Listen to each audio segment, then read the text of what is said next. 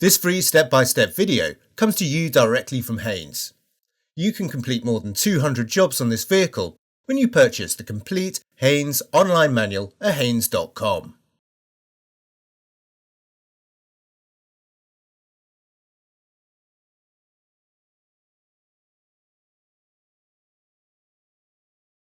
Pull the bonnet release handle in the driver's footwell. Release the secondary catch under the bonnet.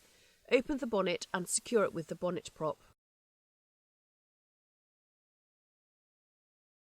To drain the cooling system, first cover the expansion tank cap with a wad of rag and slowly turn the cap anti-clockwise to relieve the pressure in the cooling system.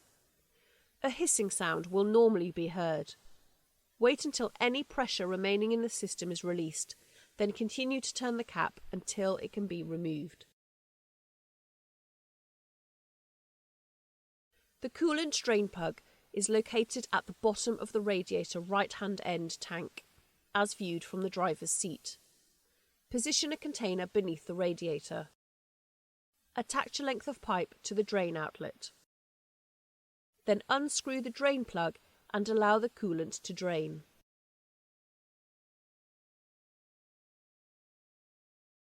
Once the coolant has drained, close the drain tap, take off the pipe and remove the drain tray from under the vehicle.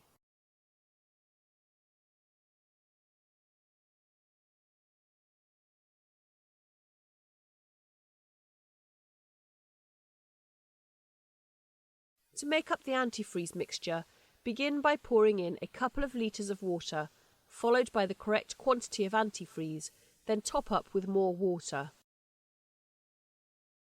Fill the system by slowly pouring the coolant into the expansion tank to prevent airlocks from forming. Top up the coolant level to the CALT or cold mark on the expansion tank, then refit the expansion tank cap.